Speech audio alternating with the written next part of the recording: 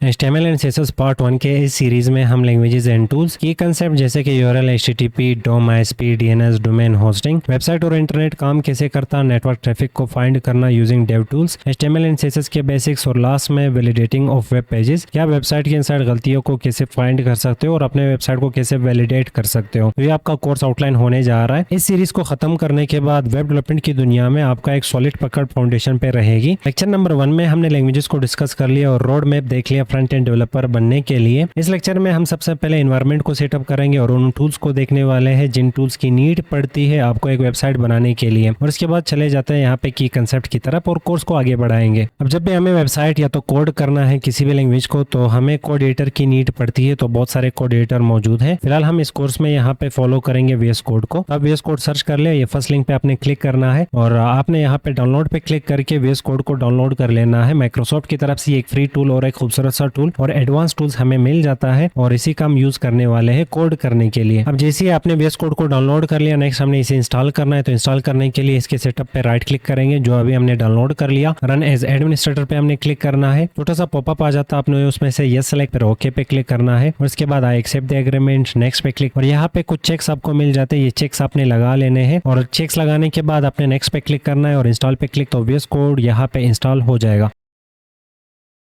जैसे VS code install हो जाते हैं तो यहाँ से इसे अनचेक करना है क्योंकि यहाँ से हमने इसे रन नहीं करना। फिनिश पे क्लिक करेंगे। अब एक वेबसाइट के मल्टीपल फाइल्स होंगे तो उसमें इमेजेस हो सकते हैं, वीडियोस हो सकते हैं, CSS का फाइल होगा, जावास्क्रिप्ट का फाइल होगा, HTML का फाइल होगा। तो मैं चाहूँगा कि ये सारे फाइल्स एक सिंगल फोल्डर में रहे।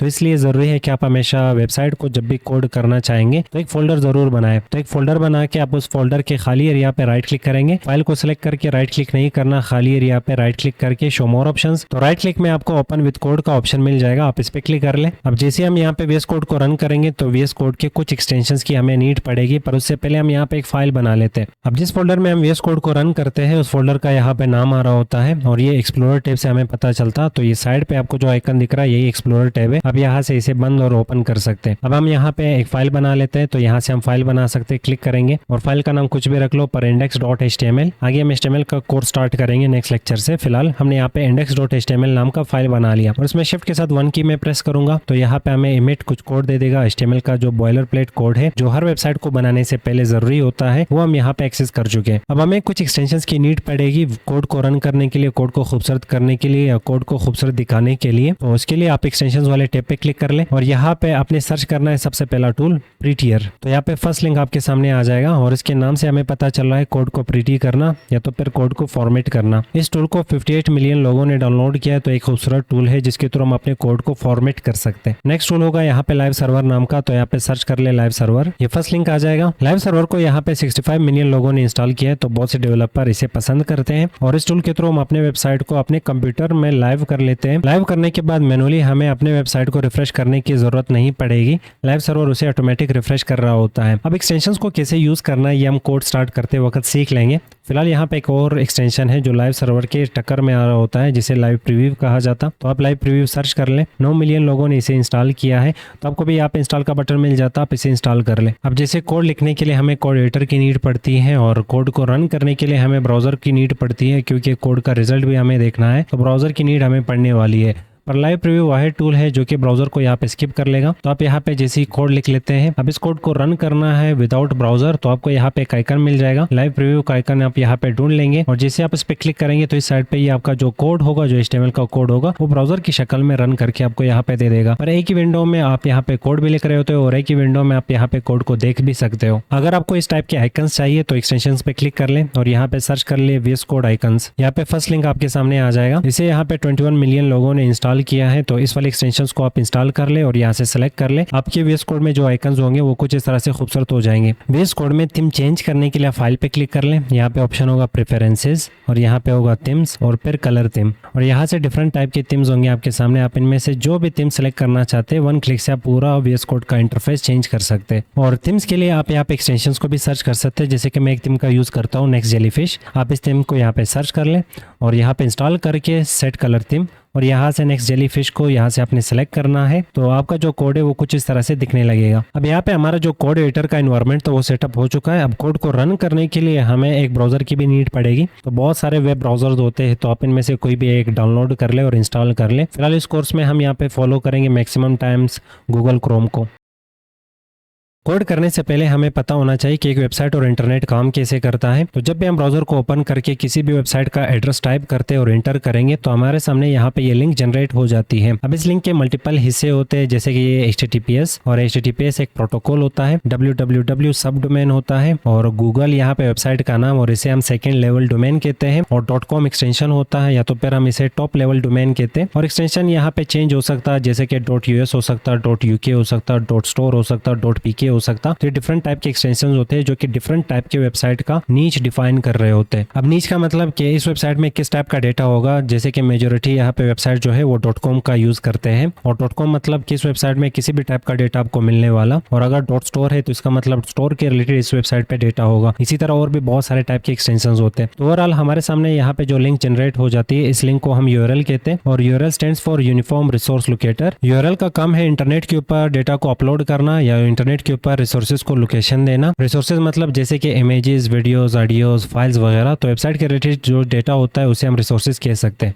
ब्राउजर पे जो भी डेटा हम टाइप कर रहे होते हैं इसे हम रिक्वेस्ट कह रहे होते हैं। अब रिक्वेस्ट को समझने के लिए हमें एक मॉडल को समझना होगा, जिसे क्लाइंट एंड सर्वर मॉडल कहा जाता है। तो क्लाइंट यहाँ पे हमारा कंप्यूटर होता है। तो मान ले हमें इंटरनेट से कोई भी चीज एक्सेस करनी है, तो हम कंप्यूटर को ओपन करेंगे, इंटरनेट से इसे कनेक्ट करते हैं और इसके बाद ब्राउजर ओपन करेंगे। अब जो क्लाइंट है, जो ब्राउजर है या जो हमारा कंप्यूटर है, उसके पास डेटा नहीं है। अब डेटा नहीं है तो इंटरनेट के साथ यहाँ पे लिंक हो जाएगा डेटा को एक्सेस करने के लिए। तो यहाँ से क्लाइंट एक रिक्वेस्ट करेगा, और रिक्वेस्ट एक सर्विस के लिए, जैसे हम रेस्टोरेंट या तो फिर होटल में बैठ के कोई भी खाना ऑर्डर करते हैं, वही हमारा रिक्वेस्ट होता है। तो यहाँ पे क्लाइंट रिक्वेस्ट करता है और ये रिक्वेस्ट चला जाता है यहाँ पे सर्वर की तरफ, और सर्वर यहाँ पे कुछ एप्लीकेशंस रन करेगा। और इस सर्विस को फाइंड करने के लिए जैसे हम ब्राउजर से यहाँ पे रिक्वेस्ट करते हैं तो सर्वर वो डेटा फाइंड करने के बाद हमें वो जो डेटा होती है या वो सर्विस होती है वो प्रोवाइड करके दे रहा होता है, और ब्राउजर वो डेटा हमें शो करके दिखा रहा होता है। तो ब्राउजर यहाँ पे एक टूल है जिसके थ्रू हम डेटा को एक्सेस कर रहे होते हैं, और ब्राउजर के साथ यहाँ पे लिंक होता है सर्वर। अब जो भी डेटा हम ब्राउजर में सर्च करते हैं तो ब्राउजर वो डेटा उठा रहा होता है यहाँ पे सर्वर से। तो सर्वर हमारे पास एक मशीन होती है, और ये मशीन 24/7 लाइव रहता है, और इसके पास बहुत सारा डेटा होता है। अब जो डेटा इसके पास होता है वही डेटा हम इंटरनेट के ऊपर सर्च कर रहे होते हैं। अब क्लाइंट और सर्वर के बीच में जो बातचीत चल रही होती है और जो रिक्वेस्ट और रिस्पांस का जो सिस्टम चल रहा होता है उसे यहाँ पे एक प्रोटोकॉल के थ्रू फॉर्मेट किया जाता है, जिसे हम HTTP और HTTPS कहते हैं। HTTP stands for hyper text transfer protocol, और अगर उसके लास्ट में S आ जाता तो इसका मतलब ये जो प्रोटोकॉल है ये सिक्योर है और इंक्रिप्टेड है, कोई थर्ड पर्सन उसे नहीं देख सकता अगर HTTP के लास्ट में S आ जाता है। तो ओवरऑल यहाँ पे जो रिक्वेस्ट होती है तो इसे सिंपल हम रिक्वेस्ट नहीं कहते, तो हम कहेंगे कि क्लाइंट ने HTTP रिक्वेस्ट कर लिया और HTTP रिक्वेस्ट चला गया सर्वर की तरफ, और सर्वर ने HTTP रिस्पॉन्स दे दिया, और वो जो HTTP रिस्पॉन्स है वो आ गया यहाँ पे ब्राउजर की तरफ। और इसी तरह ये सिस्टम चल रहा होता है, और इस लैंग्वेज के थ्रू क्लाइंट जो है वो सर्वर के साथ बात कर रहा होता है, और सर्वर जो है वो क्लाइंट के साथ बात कर रहा होता है। ये कोई प्रोग्रामिंग लैंग्वेज नहीं है, ये एक टेक्सचुअल लैंग्वेज है, सिंपल टेक्स्ट का बना हुआ लैंग्वेज है जो इंटरनेट के ऊपर बातचीत के लिए यूज किया जाता। क्लाइंट एंड सर्वर को आप कुछ यूं भी समझ सकते हैं, जैसे कि आपका मोबाइल, आप यहाँ पे कोई SMS या तो मैसेजेस ऐप ओपन करेंगे, तो मान ले यहाँ पे मैं हूँ और यहाँ पे ये आप रहे। अब हम दोनों यहाँ पे मैसेजेस कर रहे हैं और बात कर रहे हैं, तो मान ले मैंने यहाँ पे आपको कोई एक मैसेज सेंड कर लिया, तो मैं यहाँ पे क्लाइंट बना और आपने वो जो मैसेज है उसे रिसीव कर लिया, तो आप इस पॉइंट पे यहाँ पे सर्वर कहलाएंगे।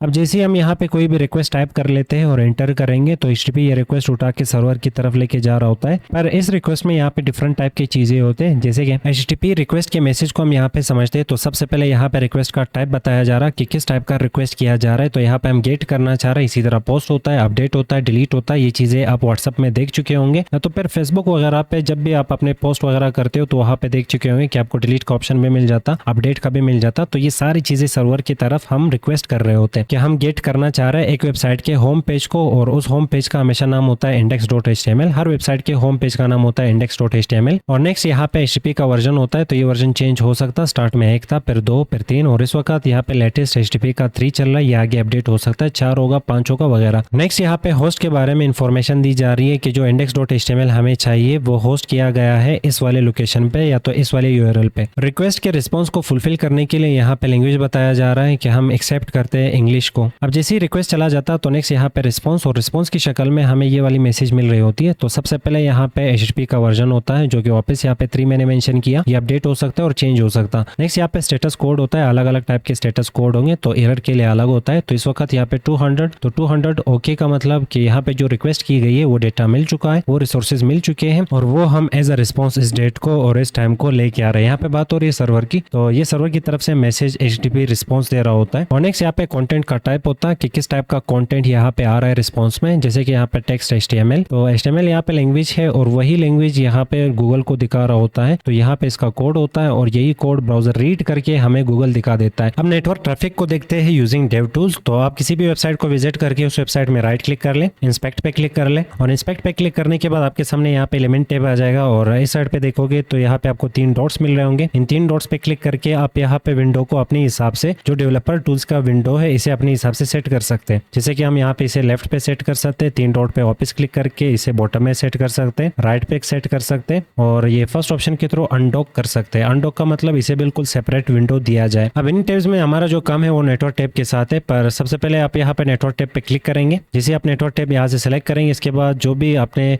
वेबसाइट ओपन किया होगा उस वेबसाइट को आप एक दफा रिफ्रेश कर ले। अब आपने URL टाइप कर लिया और इस URL की शक्ल में बहुत सारे रिक्वेस्ट इस वेबसाइट को दिखाने के लिए बहुत सारे रिसोर्सेज की डिमांड की जाती है और रिक्वेस्ट की जाती है। वो रिक्वेस्ट पैरेलल्स होते हैं और वो रिक्वेस्ट 1 by 1 होते हैं और मिली सेकेंड में उन रिक्वेस्ट को फुलफिल किया जाता। जैसे कि हम यहाँ पे देख सकते हैं कि कितने टाइप के यहाँ पे रिक्वेस्ट की गई है। तो ये सारे रिक्वेस्ट किए गए और एज अ रिस्पॉन्स ये डेटा सर्वर से लाया गया। अब रिस्पॉन्स को हम यहाँ पे फिल्टर भी कर सकते हैं, तो फिल्टर बटन ऊपर दिख रहा होगा, आप इस पे क्लिक करेंगे। क्लिक करने के बाद हमें सिर्फ डॉक्यूमेंट्स को देखना है, तो हम डॉक पे क्लिक करते हैं। तो यहाँ पे हमें सिर्फ डॉक्यूमेंट्स दिखाए जाएंगे। तो इस साइड पे नेम होंगे डॉक्यूमेंट्स के, और यहाँ पे स्टेटस कोड होगा, यहाँ पे टाइप होगा, इनिशिएटर होगा, और यहाँ पे साइज होगा डॉक्यूमेंट का, और लास्ट में यहाँ पे टाइम होता है कि कितने टाइम में इस रिक्वेस्ट को फुलफिल किया गया। तो आप यहाँ पे डॉक्यूमेंट पे क्लिक कर सकते हैं और यहाँ से प्रीव्यू देख सकते हैं। और डॉक्यूमेंट के रिलेटेड आपको मजीद इन्फॉर्मेशन लेनी है तो आप हेडर पे क्लिक कर ले। तो आप यहाँ पे URL के बारे में इन्फॉर्मेशन ले सकते हैं, रिक्वेस्ट का टाइप क्या था या मेथड क्या था, और स्टेटस कोड और बाकी इन्फॉर्मेशन भी यहाँ पे ढेर सारा दिया गया है। अब अगर हमें CSS देखना है तो CSS पे क्लिक करेंगे, 2 टाइप के CSS की फाइल्स आ रहे होंगे और यहाँ पे जावास्क्रिप्ट की फाइल्स हम देख सकते हैं, फॉन्ट देख सकते हैं। और अगर इमेजेस देखने हैं तो IMG पे क्लिक करके हम यहाँ पे इमेजेस देख सकते हैं, किस टाइप के इमेजेस यहाँ पे रिसीव किए गए।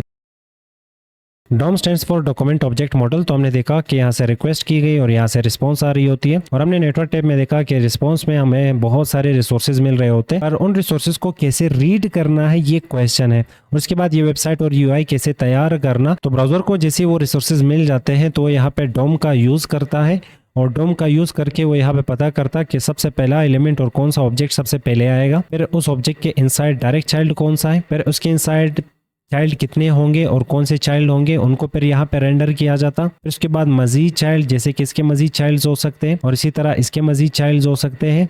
तो यहाँ पे ट्री लाइक का जो स्ट्रक्चर है ये यहाँ पे डिफाइन कर रहा होता है हमारे वेबसाइट को। और ये जो ट्री लाइक स्ट्रक्चर है इसके लिए जो रूल्स लिखे गए उन्हीं रूल्स को हम यहाँ पे DOM कहते हैं। तो ब्राउजर यहाँ पे DOM का यूज करके वेबसाइट को दिखा रहा होता। तो आप राइट क्लिक करके इंस्पेक्ट करके एलिमेंट्स को यहाँ पे भी देख सकते हैं कि सबसे पहले एलिमेंट कौन सा यहाँ पे रेंडर किया गया और कौन सा एलिमेंट सबसे पहले बुलाया गया, फिर उसके बाद कौन सा एलिमेंट है, उसके बाद कौन सा एलिमेंट है और इसके बाद कौन सा, फिर उसके इनसाइड आपको चाइल्ड्स भी यहाँ पे दिखाए जाते हैं। तो DOM और कुछ नहीं, एक तरीका होता है वेबसाइट को रिप्रेजेंट करने का और वेबसाइट में ऑब्जेक्ट्स और एलिमेंट्स का पोजीशन बताने का।